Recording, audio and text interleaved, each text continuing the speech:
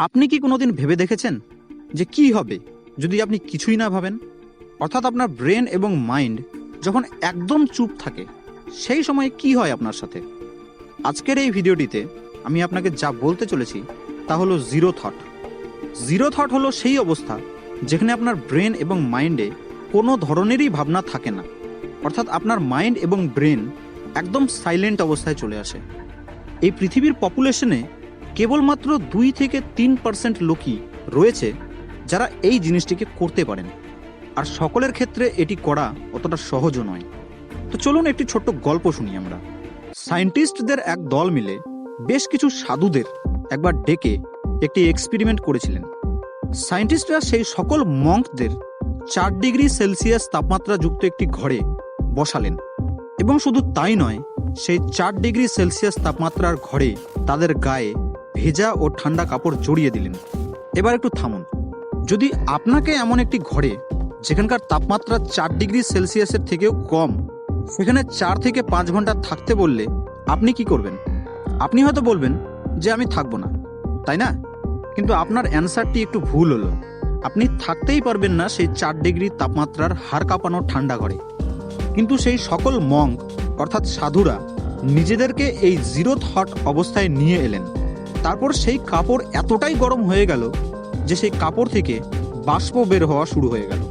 তারা তাদের বডি টেম্পারেচারকে এতটাই বাড়িয়ে দিল যে সেই ঠান্ডা ভেজা কাপড় থেকেও বাষ্প বের হওয়া শুরু হয়ে গেল।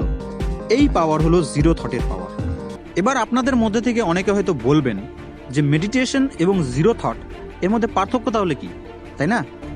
দেখুন, মেডিটেশন বা ধ্যান হলো এমন একটি স্টেট যেখানে আপনি আপনার থটগুলিকে ইগনোর করে একটি নির্দিষ্ট জিনিসের উপর ফোকাস করেন। মেডিটেশনের অবস্থায় আপনি আপনার থটগুলিকে ইগনোর করে নিজের ব্রেনকে শান্ত করার চেষ্টা করেন।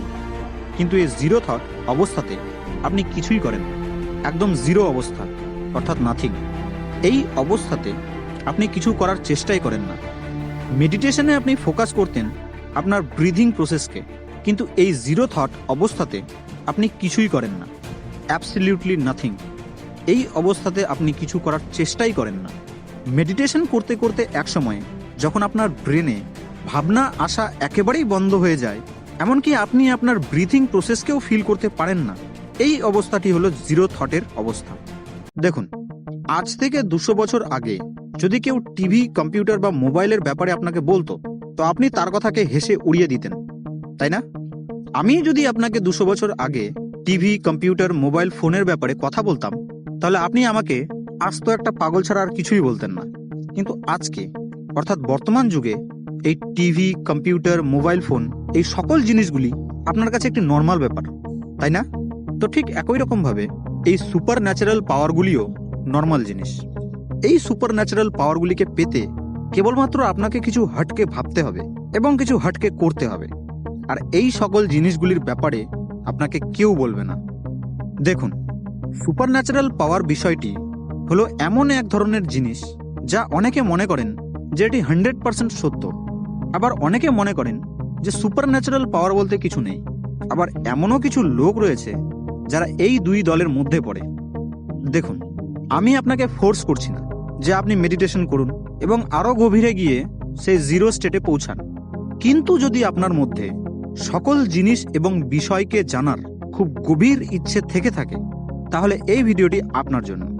আর এই সুপার ন্যাচারাল পাওয়ারের এক্সিস্টেন্সকে আপনি মিথ্যে বলতে পারবেন না, কারণ সায়েন্স বিশ্বাস করে যে সুপার ন্যাচারাল পাওয়ার এক্সিস্ট করে।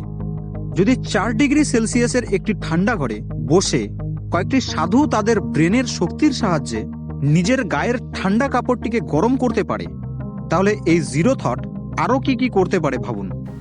যখন আপনি মেডিটেশনের সাহায্যে আপনার ব্রেন ও মাইন্ডকে জিরো থটে নিয়ে যাবেন, তখন আরও অনেক অলৌকিক ঘটনা আপনার সঙ্গে ঘটতে শুরু করবে।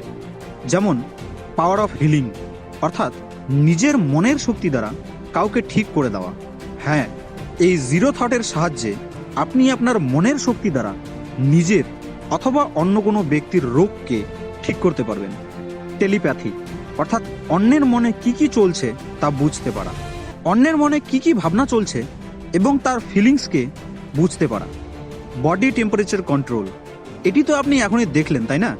আমি জানি কিছু ব্যক্তিকে এই কথাগুলি একদম ফালতু বলে মনে হচ্ছে, কিন্তু বন্ধু, হিউম্যান ব্রেনকে এখন অবধি সায়েন্টিস্টই বুঝতে পারেনি যে হিউম্যান ব্রেন কি কি করতে পারে। আপনার ব্রেন বড়ই অদ্ভুত। আপনার ব্রেন কি কি করতে পারে তার 1%ও আপনি এতদিন ধরে জানতে পারেননি।